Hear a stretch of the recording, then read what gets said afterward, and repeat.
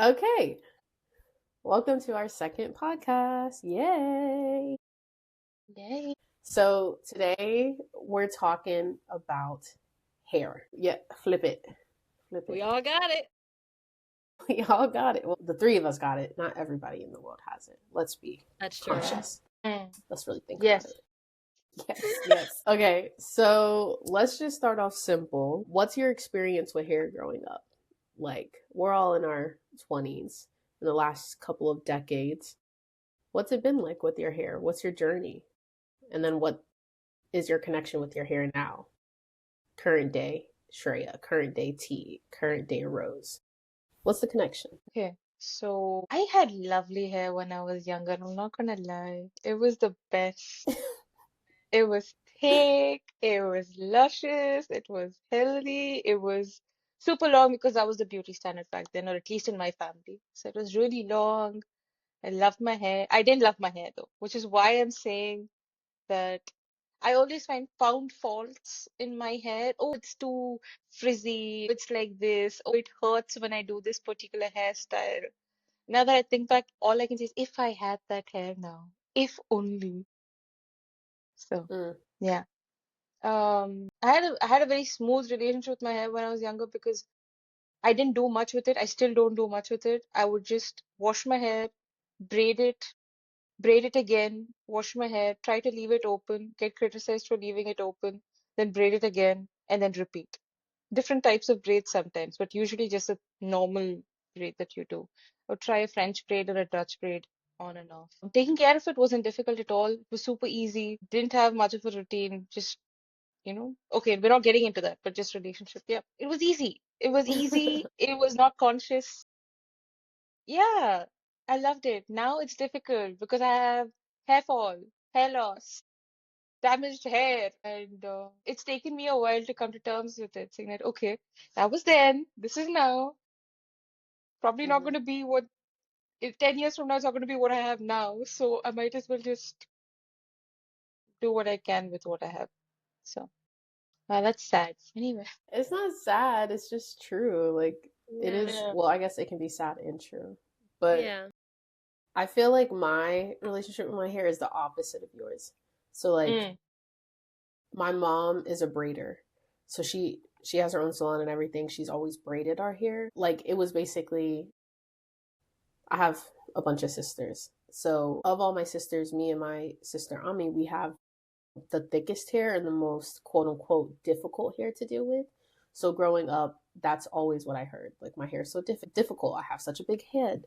Like, oh, this is so hard. Like, it was just, that's always what I heard. So I just felt like I didn't feel like my hair was a burden, but whenever it came time to like take the braids out, wash it and all that, I was like, ugh, like I dreaded it because I knew how much Mm. work was going to go into it. And I'm also really tender headed. Like, brushing my hair hurts, gives me a headache. So like, it was just always hard. And then we always had relaxers, which would damage our hair. So like, this was the routine when I was a kid. It was take your braids out, shampoo condition with relaxer, get braids in. 2 months later, take your braids out, shampoo condition with relaxer, get your braids in. Like, that's just what we did for years. Like, I want to say for all 18 years. The one thing I will say is that hot comb can go to hell. I'm sorry. I don't know. Straight there. Straight there. Straight to hell. I don't know who created the hot comb. I don't know who said, yeah, let's make the entire comb hot. Bro, with no protection, nah, that hot comb can go to hell. Because my mom would try to get it as straight as possible to make it easier for her to like braid. I mean, she can braid with my natural hair too, but the parting was difficult. But that hot comb, I remember we got two new ones. I threw it straight in the trash. Everyone was asleep. I grabbed them and I put them in the trash. And they said, "Where is it?" I said, "I have no idea. No idea." I was 10 years old and I don't regret it. Um, Regardless, when I went to college, I was away from my mom. Like, I had never had to learn how to do my hair because my mom did it. I mean, I knew how to shampoo and condition, but that's it. And so I took the opportunity to really learn about my hair. My senior year of high school, I wanted to shave my head really badly. I was just tired of dealing with my hair. But my dad was like, no, you're not doing that. And now I'm grateful he said no because I really love my hair. I spent all of college, all 4 years, learning about my hair and learning about the history, natural hair products, how to do it. I did my friends' hair. I teach my friends about their hair. Like, I just love hair. I find it very therapeutic now. but it's because I went through the 4 years of learning about what my hair is, not what other people were telling me what my hair is, if that makes sense. Like it just, I had to go through the hard work of doing my hair by myself. And now I know my hair is not difficult. I have really nice hair. I love my hair. It's just takes a little bit more time. It takes a little bit more TLC, if you will. Yeah, I can kind of relate with Rose. Hair was such a huge part of my childhood. I went through so many phases, some not so good, some we still love it. We still do those hairstyles. I started off with like my mom doing my hair. She's not like Rose's mom. I don't trust her with any hot objects coming towards my scalp. But she used to like do the little parting, the little plait, and then those little like black thingies, the ball thingies, not black things, the little ball thingies on the end Beads. where, no, not beads, but like you would like clip them and then they're like two little balls. Oh, it was a hair tie, Yeah. but yeah, I see Yeah. what It's a you're. little, yeah. I'll show you Oh a my picture, goodness. Shreya. Yeah, Yeah. yeah, we'll get you sure, but oh my goodness, I felt like everyone had those like I felt like a black girl Hmm. rite of passage. Like everyone had those little ball things, then you would shake your head and it would bang you in the eye. But I had those, and my mom used to do my hair then. And then after a while, once I grew out of that, she would take me to the hair salon. So I grew up pretty much just going to the hair salon. My mom would do like little maintenance, and I would sit between like her knees and she would like do it. But for the most part, I would go to the salon. I would go get twists, and then I started doing silk presses. I remember I got box braids for the first time sophomore year of high school. I felt like a late Wow. bloomer with that. Yeah, I didn't get, my mom was like, I don't trust it. Like, I feel like it'll be too heavy and it'll damage my hair. I don't know what forum she was reading, but that's how she felt. So I didn't get it for the longest. It took my cousin getting them for her to be like, oh, yeah, then go with her. Sewing was the first time, like junior year. Color in my hair through braids. I had brown and black braids senior year. And then I really started experimenting when I got to college, and my mom wasn't like there all the time because if she was paying for it, she was going to make sure she liked what was going in my head. But yeah, I feel like hair is such a big part of my identity and expression. Even to this day, I felt that way when I was a kid, and I feel that way now. A trim will have me almost in tears. Like I'm Same. so connected to my hair. But also I am working on it. It's a journey because I have a lot of hair damage. My hair is not exactly where I would like it to be. I would love to wear my hair natural. I've never really been like a natural hair person. I want to get there, but my hair is so heat trained that it's like straight in the front pretty much. It'll be puffy but straight, and then I'll have my curls in the back. Yeah.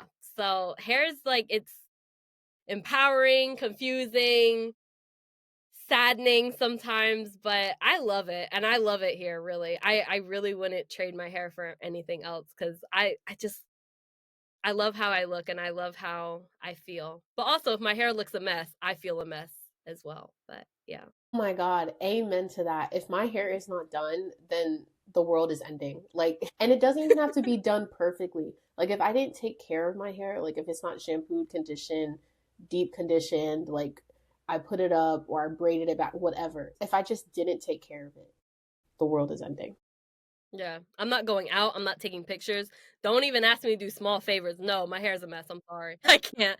All right now, I'll put a scarf on and walk out. But I also think it's easier. I always thought it was interesting because I'm Muslim. Like, I'm not a hijabi, but like there was someone, I don't know who it was. It was in high school. We were taught, not high school, it was in college. We were talking about it. And they were like, well, you have it easy because you can just put a hijab on and like walk out. And like, if you're not put together, like people just assume you're wearing a hijab.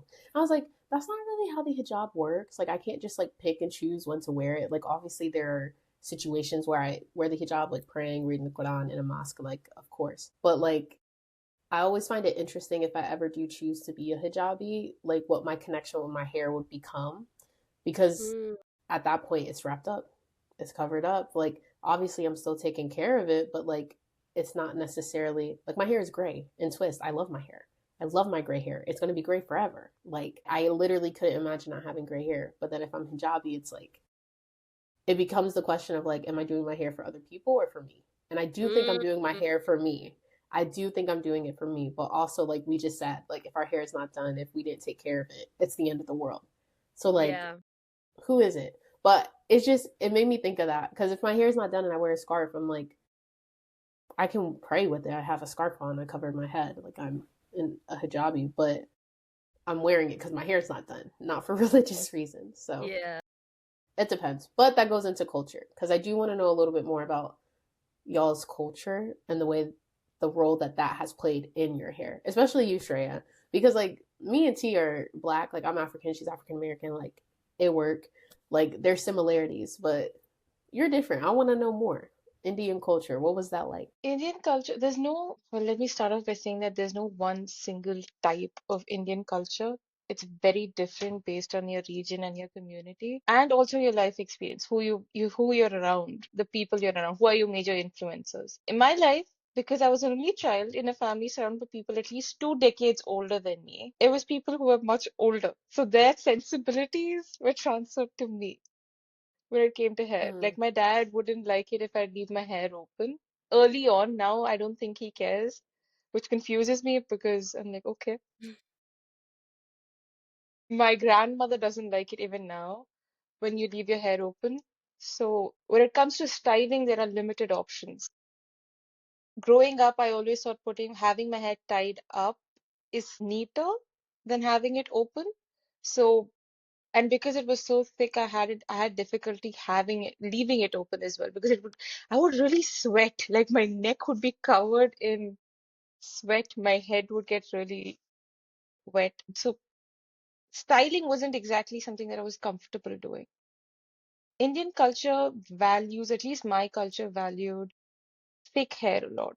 Thick hair, straight or curly doesn't matter, but thick hair that was soft. That was the ideal standard. If you had thick hair, black, thick hair, that was the ideal. Like it has to be really deep black. Like they would notice if my hair color changed without anything. They'd say that, oh, you're not eating healthy enough. Your hair doesn't, it's become Wow. slightly brown. And I'm like, no, it hasn't. It's the same color. You're imagining. Yeah. So hair was a sign of health and beauty. Yeah. I mean, there are various aspects to culture, especially when it comes to hair. So what exactly do you guys want to know apart from what I've said? So like you said, the hair color was very like it's particular. So it's not normal to see different even natural shades of hair, but if it wasn't like that dark color, like that wasn't part of the cultural like standard. There's a lot. So you're asking if other hair colors were acceptable or were part of the standard. Is that what you're? Okay, not in my family, no. Most people, I mean, there was a general understanding that when you're born and when you're a child, like early childhood, that's your natural hair color, which might change based on how you're living later on. Like by 7 or 8, they know, okay, this is your hair color. This is what it's supposed to look like. And they would naturally look at darker black hair. A thick black hair is beautiful, maybe dark brown as well. But there's not that much of there's no range as such when you look at my state. I mean, it's black or it's dark brown, and that's the natural range. Unless you're into sports or you come from a socioeconomic background where you have to stay out a lot. For example, a lot of kids and women, men even, who work as construction workers, because they're exposed to that heat and that sun all the time, that and the dust, their hair color becomes slightly bleached for some reason. So they Mm. might have lighter brown hair. Hmm. So I can only speak to my life experience, because if I generalize, I'm doing a disservice to everybody else because their life experience is so different. Yeah, it was either black or dark brown. Based on what your color was when you were 7, the rest of your life you'll be judged. For example, if I would go back to Kanyakumari and visit my great grandmother, the first thing that she would do, she would scan me head to toe, and then she'd be like, "Oh, your hair's changed. It's gotten thinner. You've cut your hair. Does your hair look like that because you've cut your hair? Is that why it looks so unhealthy?" And then I'm like, everything. Like they would scan you from head to toe.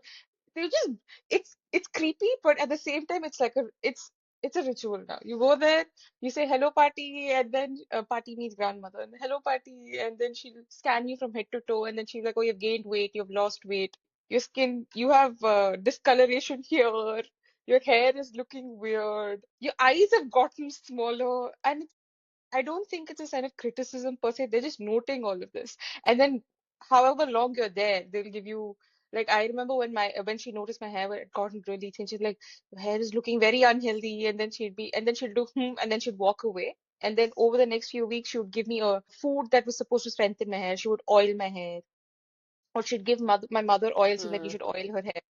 This will help her. Things like that. So yeah. I don't know. I got lost. dang.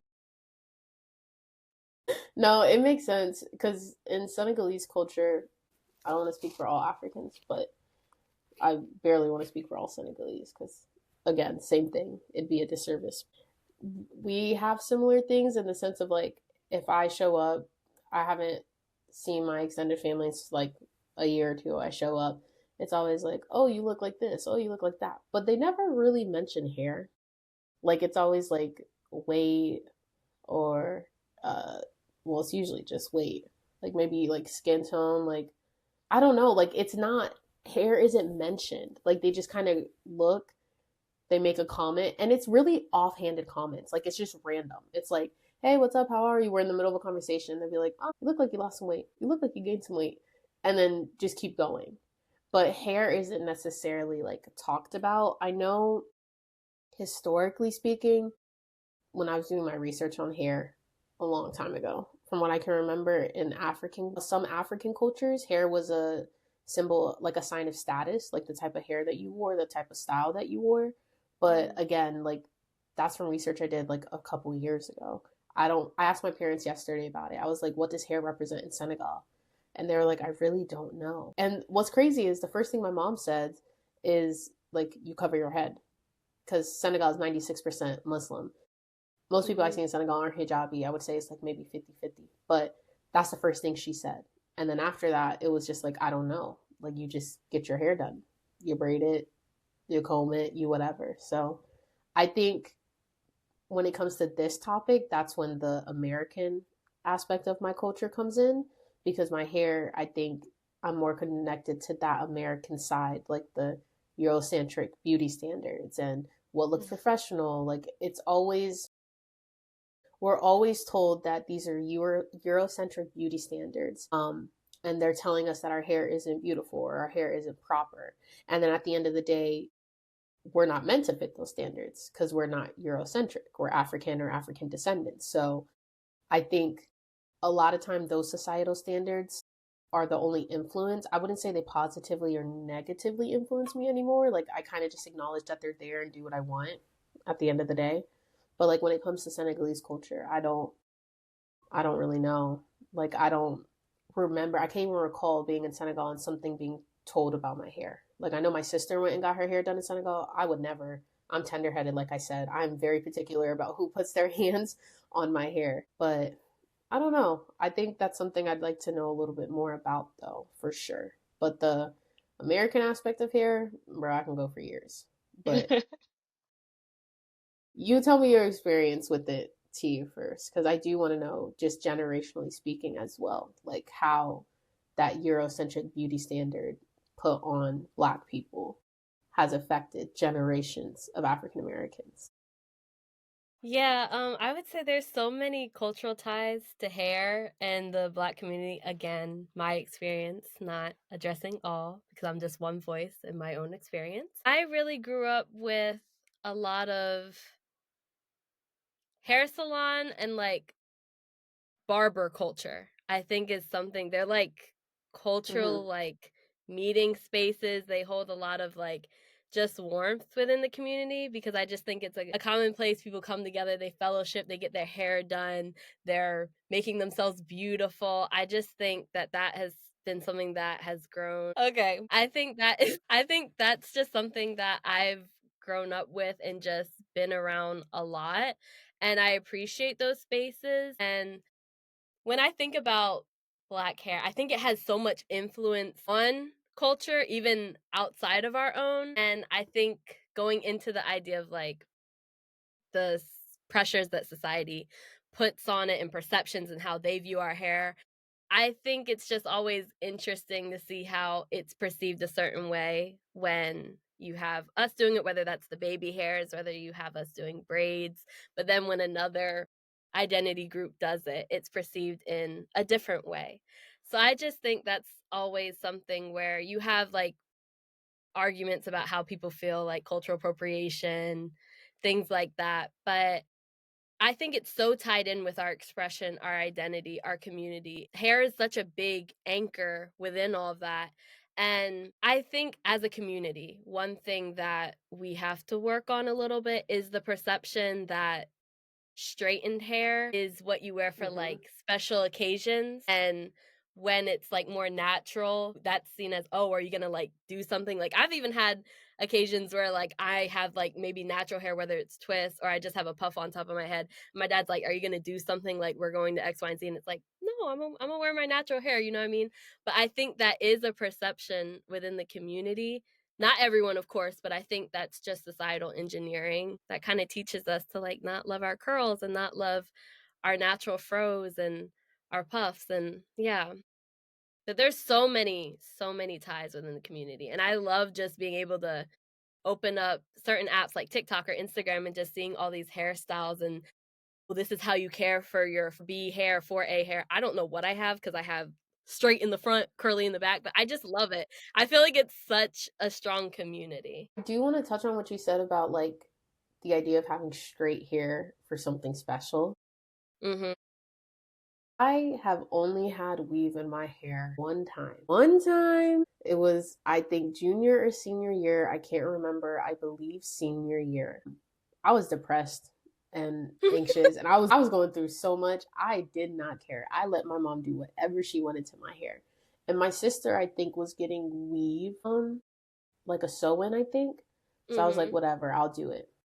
That was the only time. I never slipped up again. Because on one hand, I was like, okay, like everyone at that point, 15, 16, 17, all those black girls start wearing weave and wigs, straightening their hair, like Yeah. these blowouts, right? And I was like, okay, let me just try it out. Let me see what this is about. I do not like the way I look when I have straight hair at all. I feel Mm. like an imposter. And I've always felt like that. When I had the weave in, like, there are pictures. I hope they don't see the light of day, but I know they will. And when they do, I will take it. I'll take it on the chin. Like you had the lace front like lifting, like the wig, like it was. And we had the policy of like no bandanas, no hats, nothing. Like nothing could cover your head, nothing. So like I would wake up when we had a wig on. When I had a wig, I'd just take it off, or I'd wake up, I'd just put it on. At one point, the clip in the back broke. Like it was a mess. And I just remember like, why am I going through all this and not liking and I don't like how it looks. Like I get like this is societal standards. I think I've always just kind of been weary of societal standards since I was young Mm. because I am black and I grew up in a white town. So I think from the jump I knew societal standards just weren't going to fit me. So I'm very grateful for that. But I tried it out. Nah, I'll never do it again. And I'm grateful because like when I wear my natural hair, like my parents are like, specifically my dad, he's like, oh, I like your hair. I like that. That's nice. Do this, do this. And then I taught my sisters and all that. But then my mom still sometimes would be like, oh, like just go straight in your hair. Oh, just put braids in. It's easier. Oh, this, time, the third. So even the gender aspect of it, like my dad being Senegalese, and again, hair is just not as big of a thing there. Like the societal standards, 96% Muslim, majority percent Senegalese. Like you'll see a little bit of other people in there, but it's mainly Senegalese. Like they had their own standard of beauty, which is what we look like. It wasn't a white person who had this straight hair. So I think I Mm. had both sides of like the societal American pressure and a little bit of my mom, like being professional. And then I had like my dad and the Senegalese aspect where it was just like, it's your hair. Just make sure it looks presentable. Like, just make sure it's not a rat's nest or a bird's nest and you're good. Like, it's fine. But What? those societal standards. Go ahead. Go ahead. Yeah. One thing I want to say that I'm remembering now as you were talking, you mentioned growing up in a white area. And I remember this experience I had. I think I was in first or second grade, and I went to a predominantly white private school. And I remember my friends, like she was white, she had straight hair, and I remember she would like constantly like change her hair all throughout class. She would put it in a bun, 2 minutes, she would take it out, and then she would put Mm, it up into a ponytail. And then when I got my hair straightened, my hair I think had like the little like plait and ball things, but I got my hair straightened, and I noticed that I started mirroring the same things that she would do. And then I'd take it ooh. out, and I would put it up in a bun, and then I would take it out, shake it out, and then I do a half of it, and it was like crazy. But you really, when you see that, when that's all you Mm-hmm. see, you naturally want to like assimilate and be a part of that. And I'm glad that I left the school after second grade and I went to a public school, but I think I needed perspective a lot because I didn't have a lot of representation of, "Oh, yeah, black girls, they style their hair like this is cute too, like it's not just all straightened hair." And I think that was a perception that I needed and I wish it came sooner, but I think I had to experience that just so then I could kind of know what else was out there. But yeah. Bro, living in America is not for the weak. Like, when I go back to Senegal or when I travel and I go to countries where it's a predominantly one race, and then I come back to America and I'm like, bro, we are so overstimulated by all these different standards of Mm, beauty, of intelligence, of gender, like all these different standards of what we should be, who we should be, how we should connect, how we should communicate, as if we're not of different races and cultures. Like, that's the whole point of America. Don't let me yeah. dive into America's societal engineering. That's a whole other podcast. But yeah, it's always interesting to talk about hair with Black people because there's just communal aspect and understanding of like maybe pain or like pain, not suffering, but like just being weighed down and tired by this one thing that's beautiful. Our hair is an extension of ourselves. Our hair is, I think of my hair as like its own like person and it's just attached to me. So like when I do my hair and touch my hair, it's like with respect and care. And but all this Black community, we just feel pain with it and we feel weighed down by it. By someone else's standard that doesn't even understand how our hair works. Bro, please, we need to fix that. My kids will love their hair from when they're young. They'll understand Yeah. there's different ways that they can take care of their hair, different ways they can show up, and there's different standards of beauty. And the most important standard is your own standard of beauty. Like, what do you like? What do you think is beautiful? Not what did Sally say? Mm. What did Nicole or Ryan? I mean, these are white names, but they can also be Black names. But I don't want to stereotype. But what those people said, it's what you said. I agree. I actually have a song lyric. I have a verse. It's from this artist called Mayada, and the song is called Black Girl Magic. I remember I found it a few years ago, and it was just like healing to the soul. But this is the Mm. first verse. Little girl, 5 years old, she's already been told that what she's got ain't good enough. A princess always wears a crown over long hair flowing down, never over braids or afro puffs. Well, I was that little girl learning hatred for my curls, and I tried to burn them straight. And I related to that Mm-hmm. so much because I remember even back in, I think it was 2009, when Princess and the Frog came out, and I actually saw a black princess. Because before I was like, I used to relate to Jasmine because she was the closest in complexion. She was the closest in complexion to me. So I used to be like, I'm like Jasmine.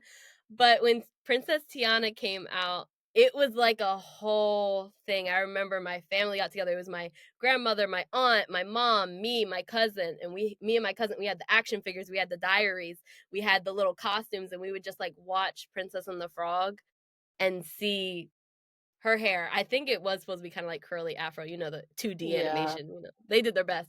But it meant so much. It meant so much. And I will we need representation. That's all I got to Mm-hmm. say. Like it's so important because we see certain hairstyles and hair textures on media in music videos and movies, television shows, and we want to monitor that and we really kill like the beautiful curls that we naturally have. And now it's kind of a trend to have like curly hair and wavy hair. Yes. It's such a trend now. It's so annoying. Like, don't get me wrong, love your hair, but like, I think it. Sorry, were you finished with your thought? I was so done. Go ahead, girl. Okay. I think it's so interesting how when okay, hold on. I want to make sure I say this right. So like Mm-hmm. when white people who had curly hair, who had like type 3 hair, started showing their routine and all the work that they had to put in and all the work that they had to do, I remember like this trend of like, oh my God, all these curly hair products are now coming out. Oh, this is so amazing. This is so great. As if black people haven't had curly or coily or just coarse hair for years. I get really tired of the fact that it's not until, or I get really tired of the fact that when one identity group, a specific identity group, in this case being white women, say, this is difficult, this is hard, we need more, then we get more. But when black people have been saying it for centuries, we don't. And don't get me wrong, also a part of that is like, I do think white women who have curly hair, type 3 hair, have also had to fall to Eurocentric standards of beauty and straighten their hair and Absolutely, damage their yeah. curls. And they've had to relearn how to love their curls and deal with their curls. So it's not pressures on them, but it's just society as a whole that we think it's acceptable to do more to lift the standard when it's a white woman saying, oh, we need more. We need to be cared for. We need to be more respected. That always makes me mad.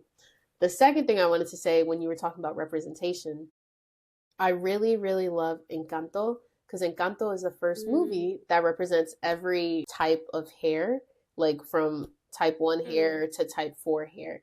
Every character in Encanto represents someone with that type of hair. And so Wow. right? And when I saw that, I looked through all of them. I think I saw it on TikTok, maybe. It had to be. Can't be Instagram. But I saw it on TikTok and I was flipping through and I was like, this is what representation is. Like now you see a kid like, oh, that's my hair type. I have that type of hair. And even with like when Princess and the Frog came out, I didn't really watch princess movies. Like that's just not what we did. I always loved Rapunzel. That's my girl to the day I die. She came out after. But I remember when I was in high school rewatching Princess and the Frog and looking at the historical aspect of it and the cultural aspect. Like it's nice. You finally have, I mean, it's only one black princess, I believe. Yeah. Right? Yeah, it's only one black princess and we're still working through a lot of like the stereotypes and the beauty standards, but it's still really nice for a kid to at least be like, okay, here's something. Here's something I can look at and be like, this is me. Need more, of course, but at least there's something there. Okay. I had to. I had to say that because you had so many good points in your Because little you said something, moment. you talked about when there's a surge of white women, like with the curly hair. You Mm-hmm. remember when these went, Yes. it was literally like, I have it right next to me. Shreya, this is like Miel. It's a black owned hair care line and it's really good for like curly hair. This product in particular went like, black women couldn't find it because all the, white women majority and the Don't say majority sorry. rushed to the store and they bought it up and were putting the drops in their head. And then we were like, we literally need it. Like we can't find it Yeah. anywhere. It It was was insane. crazy. It was insane. I don't use Miel as much anymore, but I remember when that was happening, I was teaching my friend who has type 3 hair. He's mixed. I was teaching him how to take care of his curls. And I remember Miel, you know, they have the 6-day sale or the day where it's like everything's $6, everything's $7. They have that throughout I the didn't year. know that. You didn't know that? Wow. Oh, girl, I be dropping a bag. Did it pass? Did I miss it? I don't know. I don't shop with them anymore, but they used to have it like twice a year, I think, where everything would be like $6 or everything would be $7, and you just go on and you just buy everything up. But yeah, I'll let you know if I see it again. But it's great. But you're welcome. You're welcome. But they Why bought it did you up. stop The buying one. with them? Sorry. I'm sorry. Complete No, your you're sentence. good. I just found it's kind of like skincare routine. You find the best cleanser for you. You find the best serum, the best toner, like all that. Same with makeup. Same thing with hair. I just found other things that were better. I think Miel, they have one line, the pomegranate and honey line, that works pretty well for my hair. I have 4C hair. My edges are 4B, but everything else is 4C. And so I just found other products and other companies that work better for my hair. Miel was just convenient and affordable.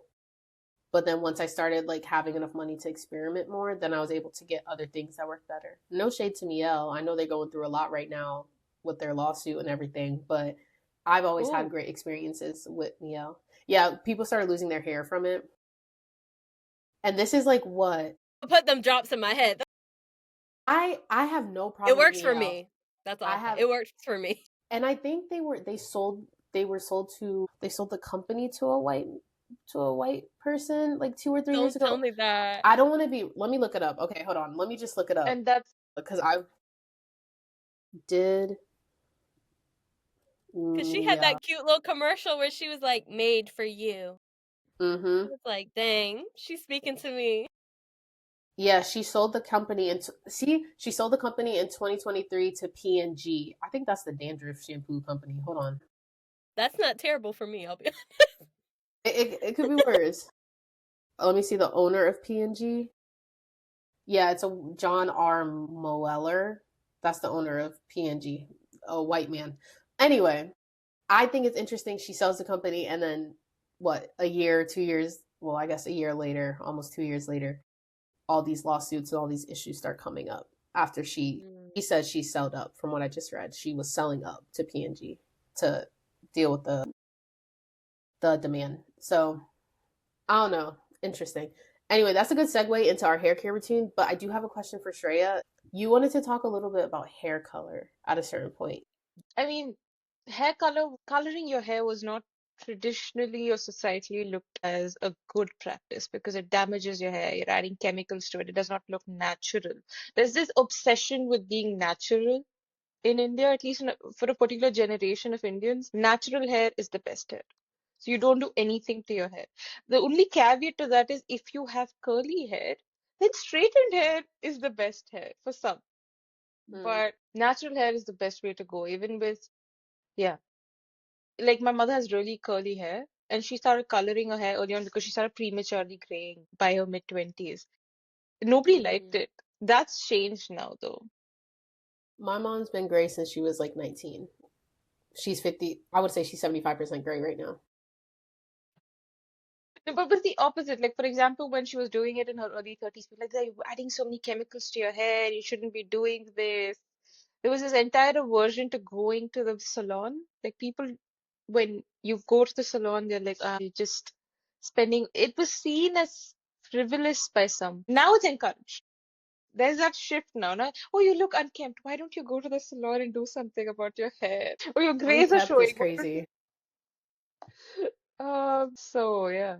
Hair color was something like that. I still, unfortunately, I've been conditioned to think that natural colors are better. So even when I do think that even when I think that I want to color my hair, when I feel that I want to color my hair, one of the things that come to mind, does this look professional enough? Will I be taken Mm, seriously if I color mm-hmm. my hair?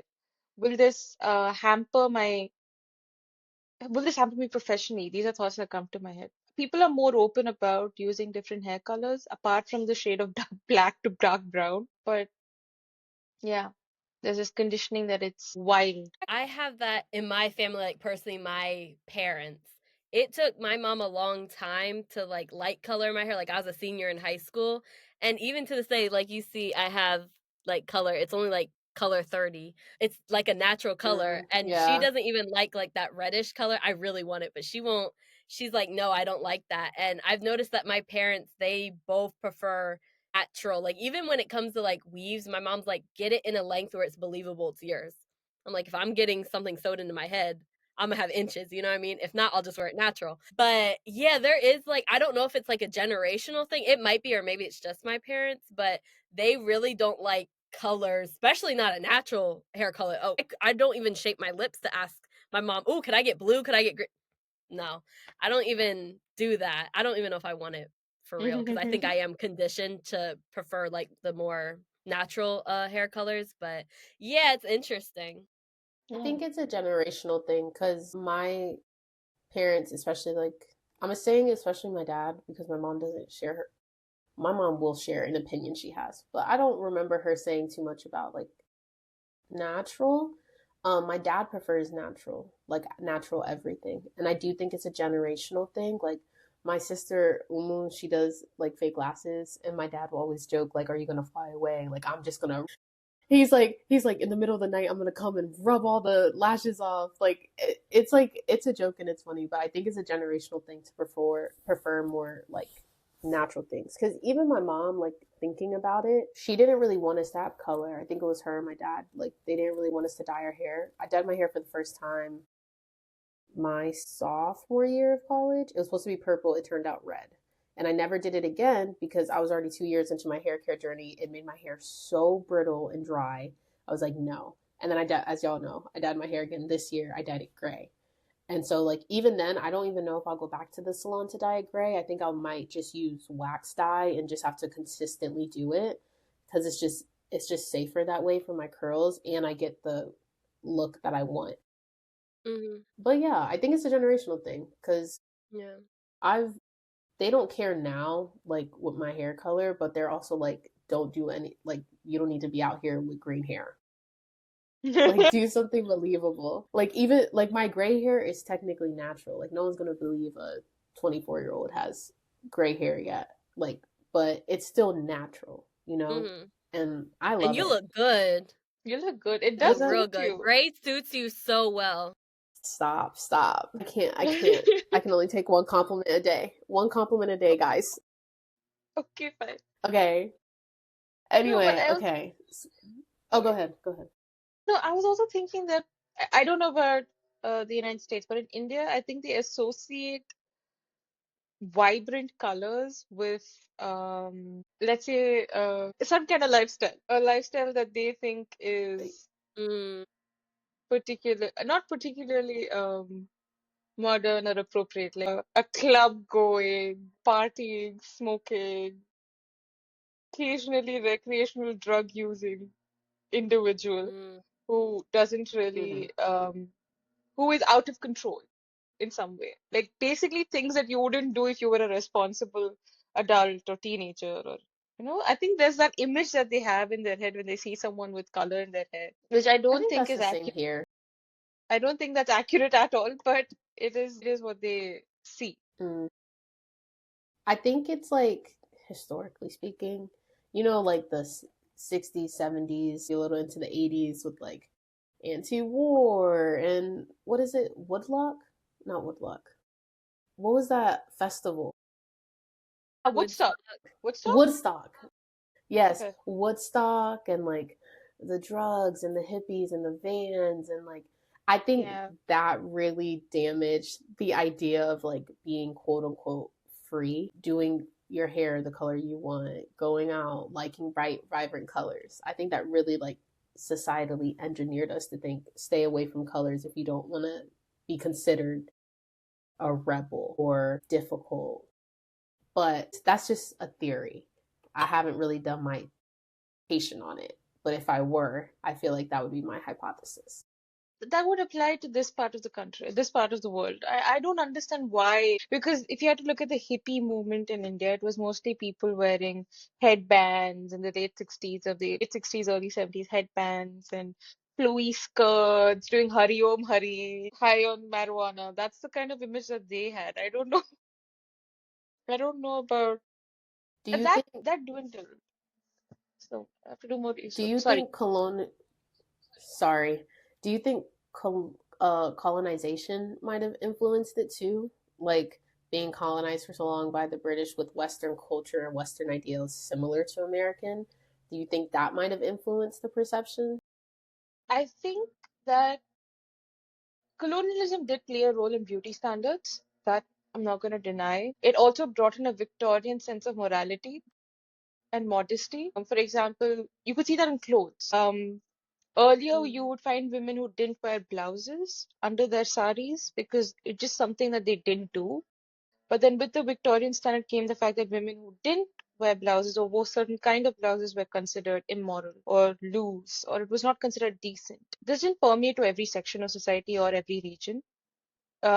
Straight hair became much more popular with mm, it, yeah, with colonialism. That became a standard of beauty in many places. But I don't see how hair color played a role in that because technically I mean, the colonial class, they came with all kinds of hair. They were blonde, they had brown hair, they had black hair. That's So true. yeah, I'll have to read up on that, find out why. Let me know what you find. I'm interested. I will. Okay, let's transition to the end because we're getting close to time. Let us share one product, like our go-to ride or die product. Like this is the hair product I need in my hair care routine, some way, shape, or form. Okay. okay. Anyone want to go first? Okay, okay, T, go ahead. Okay. So this is a new product that I recently got like in Mm, October. It's Camille Rose. You know, you just wash your hair. It can also serve as like a leave-in conditioner. So you just part it and then comb it through, and then I think it helps define and moisturize the hair. So this has kind of been my go-to. We'll see long term, but for the past couple of weeks and months or so, I've also been at the salon, so I haven't been doing my hair a lot by myself, but when I do, I put this in my hair. Camille Rose can never do wrong. She can never do wrong. I agree. Okay, for me, the Dew Mousse Defying Texture Foam. I love the Dew. This company right here can have all my money. I found the Dew, I think, like around COVID time, I believe. And at that point, I actually started to style my hair more. Previous to that, I was just really good at taking care of it before I got braids in or before I did like a slick back. But like, this is when I started styling my hair more, wash and goes, twists, braid outs. This will always get it done. It doesn't dry my hair out. It actually stays moisturized. And I feel like it does a really good job with its hold. They have it's called Big Papa Gel. So usually I'll mix the mousse with the Big Papa Gel and the hold will be 10 times better. But just the mousse alone, if I just had this for styling, I'd be perfectly fine. I would have no issues with that. None at all. But this is mine. Please don't sell it out. Please. I'm gonna try it. I've never used it before. I'll try it. It's so good. Like the Dew, I don't like, they have this one and then they have one that's honeycomb, like their honey line. I don't like that one. I'm sorry, like this is some constructive criticism. I don't think it retains moisture the way that this one does. I think the honey one is too sticky and the cast that it has on my hair, I don't like. But this one I think is better when it comes to moisture. The other one might be better for someone with like type 3 hair maybe because you wouldn't use as much, so it probably wouldn't be as hard of a cast on the hair. But I don't know. That's just my opinion. What about Okay, you, Shreya? so I have very different routines, two very distinct routines for my hair. And this is going to be a slightly long answer. I apologize. The first one is where I go all natural in the sense that I don't use any products as such. So I oil my hair.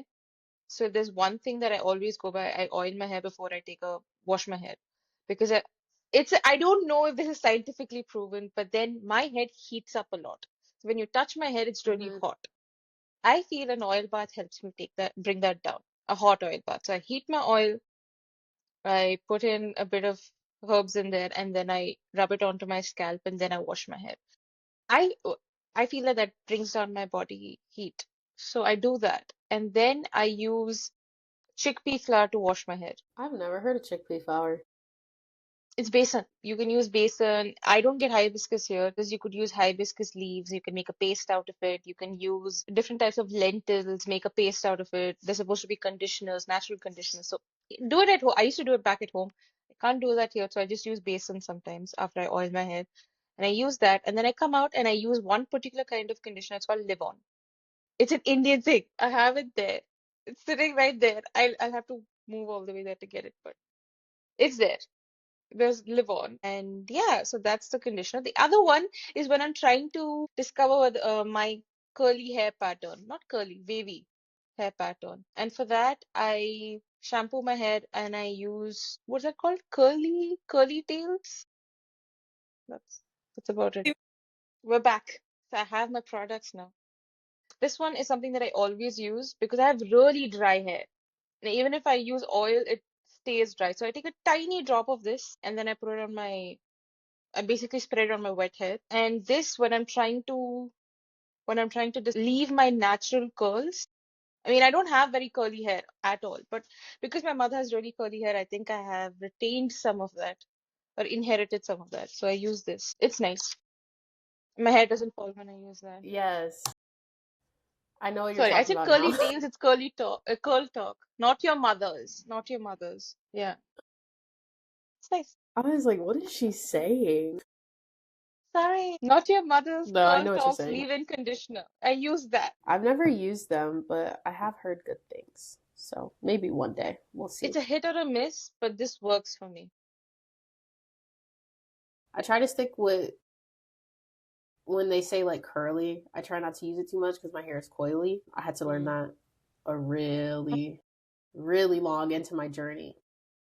Okay. But I started using, it's not Aunt Jackie's.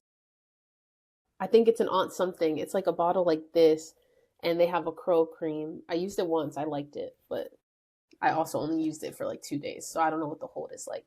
But we'll see. I'll try it out. Um, okay, that's that. What a conversation, guys. Wow. Yeah. That was good. I love learning about all this stuff. It's interesting. It's also interesting comparing perspectives. I could Mm-hmm. not say that for a second, but it's always interesting comparing them, the different like expectations and experiences that we have. I Okay, agree. till next week. Bye.